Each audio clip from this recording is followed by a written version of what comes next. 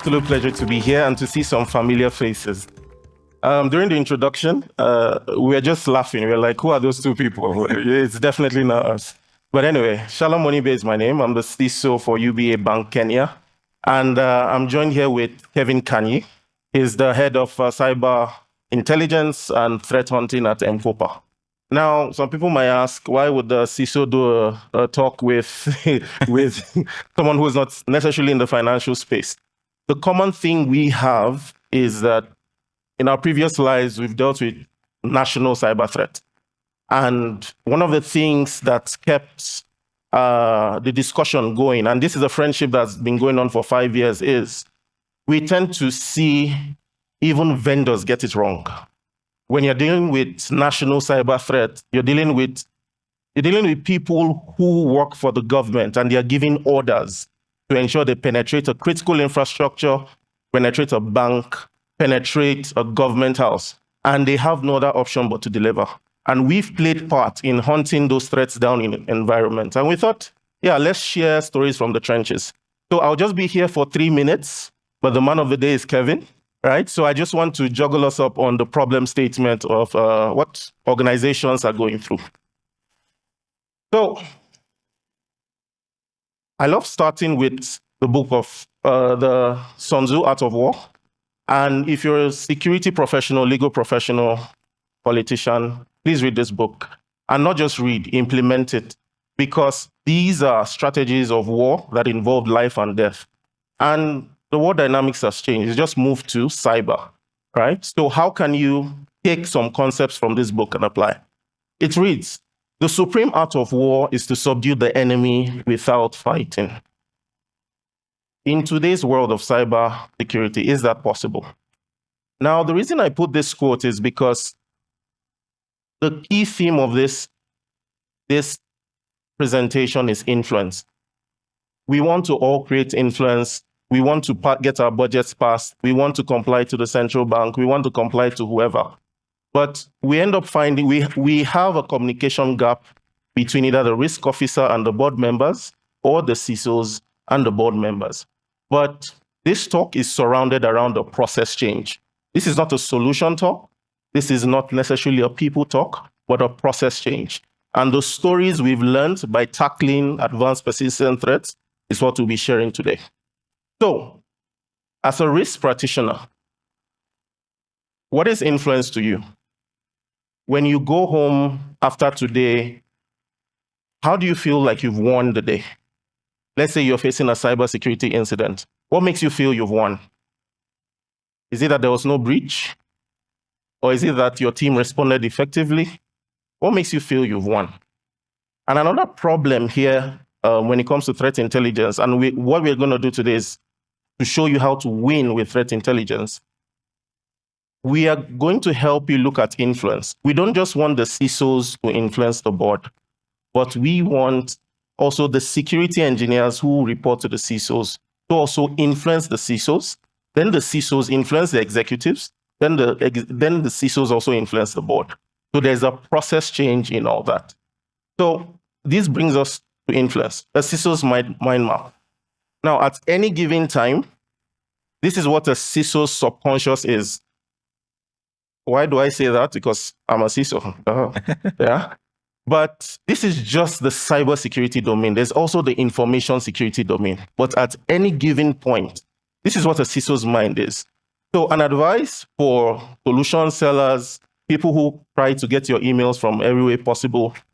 By the time you're approaching a CISO, if this is my subconscious, and I'm not talking about the day-to-day fires I have to put out. If this is my subconscious, please don't come to me to tell me I only want to sell you this part, because this is my mind. I need to deal with regulators. I need to deal with my SOC team. I need to deal with people who are trying to poach my engineers.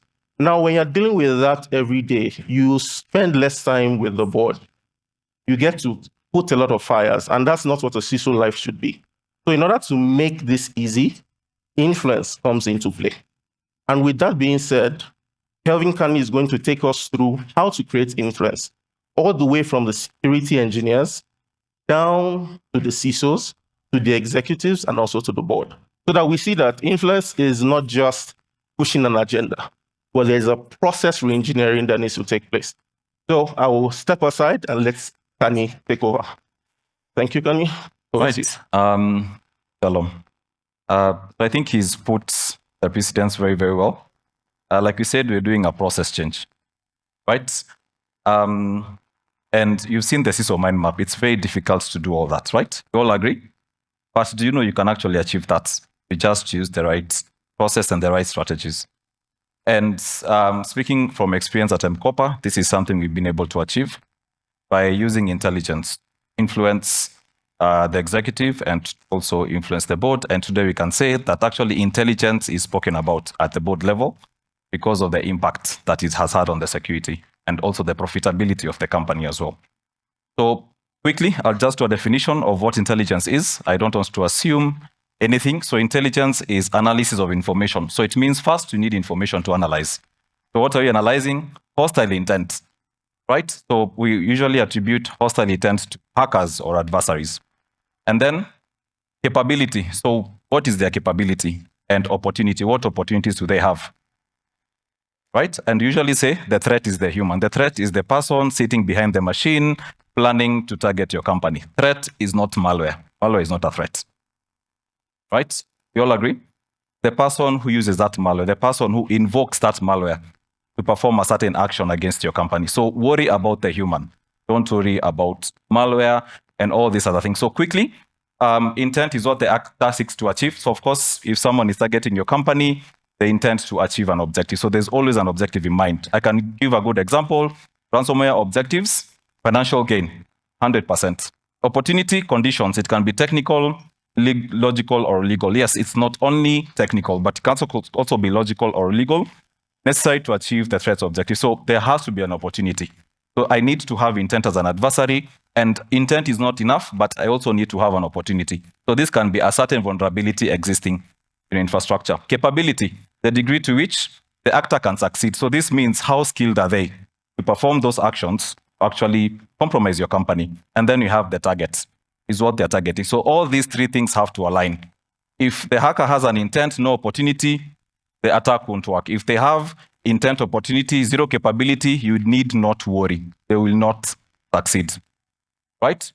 So it's a mental game. So you need to understand, if all these things align, you're in trouble. If they don't align, you have a chance to win. Right, so strategic intelligence for executives and boards. So this is what matters to the boards, answering why. So why would they compromise us? And why would they even dare to target us? And we usually talk about this by understanding the events and trends. Like now you've seen, ransomware has always been at the roof. And this is here to stay even for the next decade. Ransomware will be here for the next decade. So the question is, so why are these events and why are these trends? So why ransomware groups? If you look at the dark web, right, you understand that this is a business. It's a multi-million-dollar business, the ransomware business. So the why is, these guys are here to make money. At the end of the day, it's a business. They get your data, they ransom you, blackmail you, you pay, and they tell you, okay, we'll never release your data. It's a business. Provide context. So with intelligence, strategic intelligence, you'll have context, and this gives you foresight. We look at the future for informed decision making. So intelligence is supposed to help you make decisions. So if you can't make decision information you have, that's not intelligence. It has to tell you what do you need to do next. And also long-term planning. So long-term planning, what do you need to do? Do you need to change your people, upskill them? Do you need to change your processes, or do you need to change your technology? And then the last one, building foundation. So Shalom and I love talking about adaptive security. So now many people are jumping into proactive security, and that's what you need, what people have with the EDRs, teams, they proactive. But now the new thing is we call it adaptive security, whereby you have automations in place that can adapt to changes in your environment. So it means as a CISO, you'll sleep knowing that these automations will quickly do things for you, what we call agentic AI, right? Agentic AI can actually perform adaptive security, understanding your environment, understanding your threats, and responding. So this is where we're actually getting to adaptive security. But still, you're still working on proactive security. So there's a concept built with Shalom. We can talk about it, about adaptive security later on. Cool.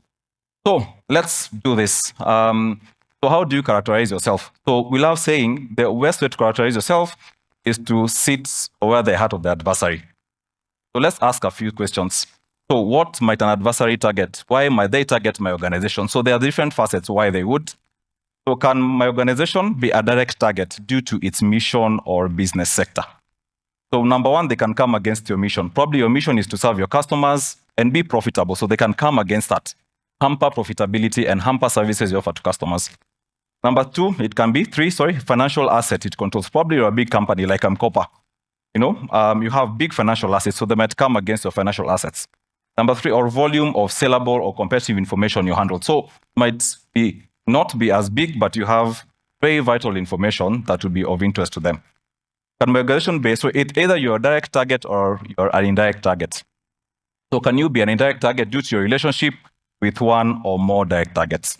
So if they don't hit you, they'll hit the person you have a partnership with and use that channel to come to you.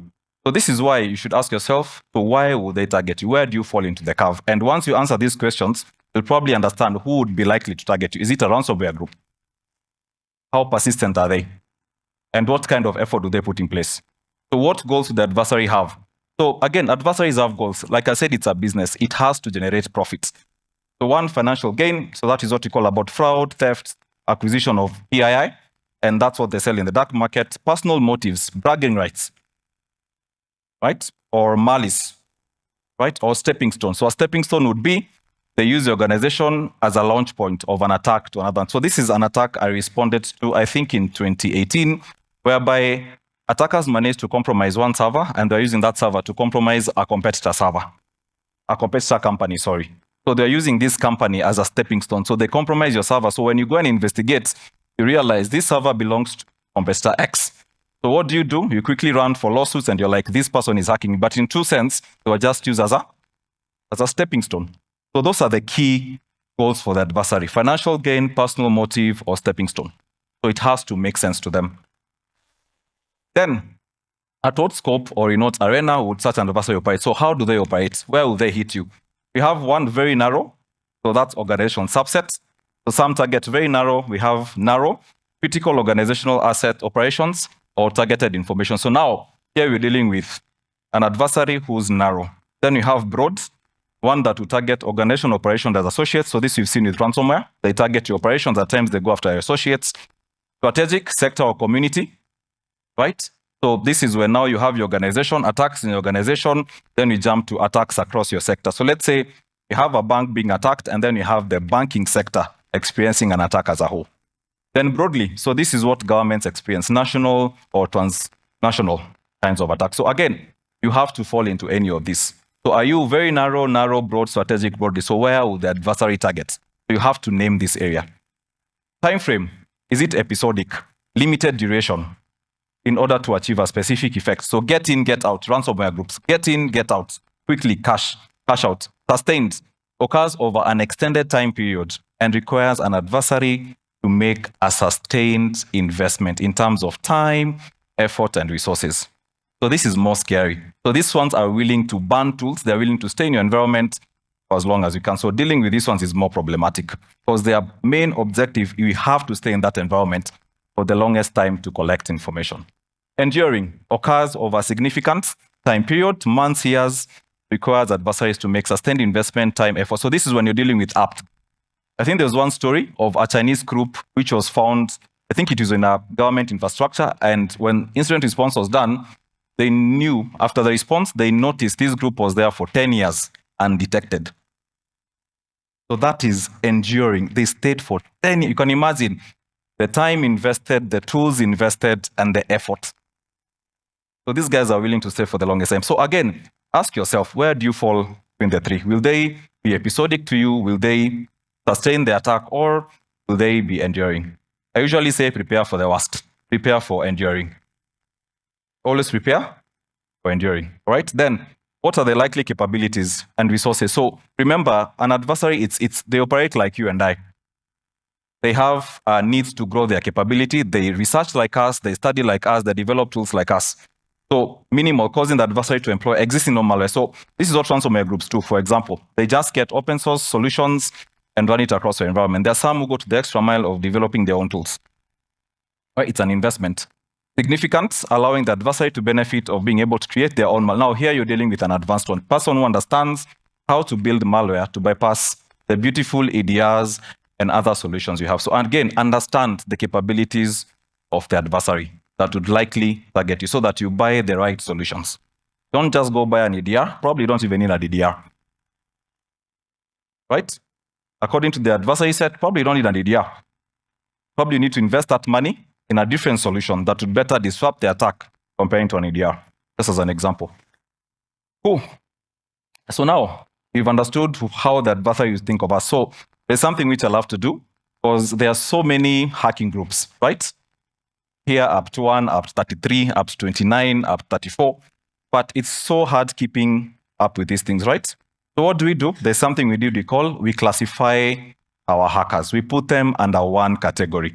So it's very easy for you to manage one category of hackers other than managing 50, 30, 20 hackers at a go.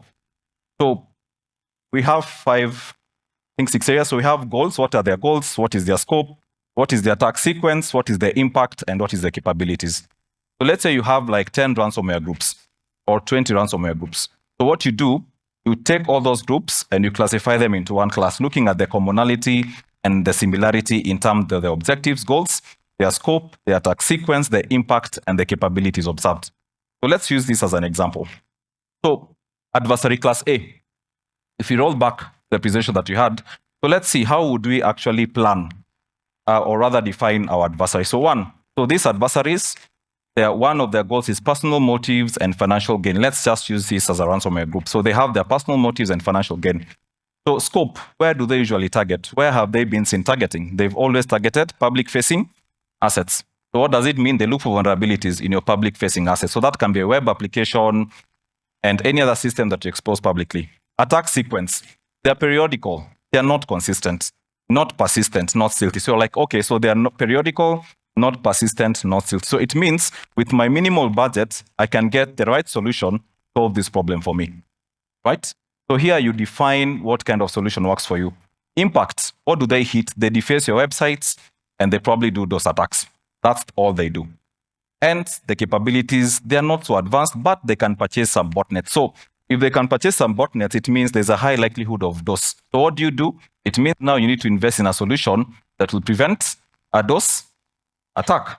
You need to invest in a solution that can counter botnets, or you need to also invest in a solution that can help you to prevent your credentials from being stolen.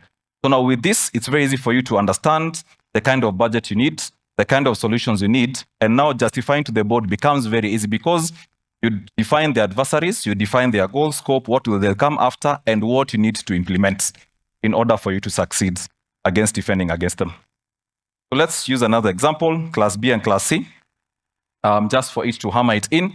So we have another group. Their additional goal is they use companies as a stepping stone. Okay, so their scope, they impact your operations and organization associates, so any partners that you have. What's the attack sequence? So these ones, they have sustained persistent stages, so it means they can stay in the environment for the longest time, including they perform the usual tasks on the attack chain when they're hacking companies. So what is the impact? Data breach, ransomware attacks, extended DOS and DDoS. I think we can remember this a few years back. We had cases of this. So what is their capability? Open source tools, they use open source tools. Commercial tools, they can buy tools, so it means they have the budgets to buy, purchase botnets and credentials escalation. So now, from a CISO perspective, going to talk to the board, you have this understanding of all these factors. Looking at the capabilities, looking at the impact, the sequence, the scope, and the goal, it's easy for you to get the right budget from the board and to justify why you need to invest X amount of money to protect the company, right? And the same happens to the Class C. You look at Class C, same goals, same scope, same attack sequence, impact, but the capabilities are different. So it means in adversary Class C, you need to invest a little bit more. You need to put in more money to get better solutions to protect the company. So now with this, you can go and request for a better budget using this as a justification. And this is backed by facts, which is intelligence. So basic hygiene, we went through this. So what would you do to build your strategy? Answer the what? Readiness to detect and defend and against one periodic attack. So this is what you go and present.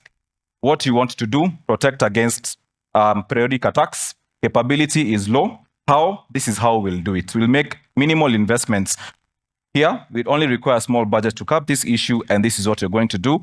And what security capabilities do you need? We need to protect, detect, and respond as a start.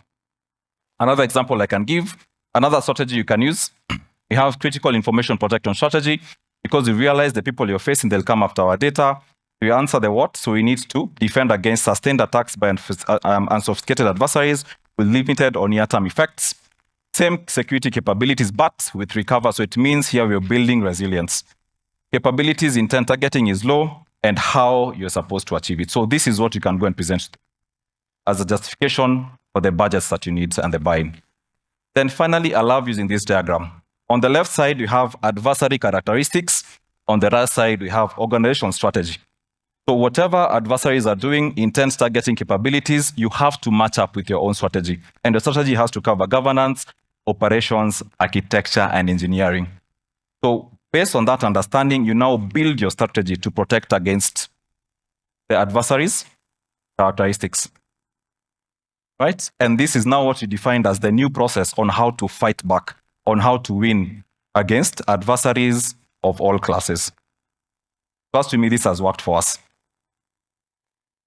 Right? Cool. Fine. So due to time constraints, I'll be hanging around. That's my email. If you need to reach out and discuss more about security. But thank you very much for your time.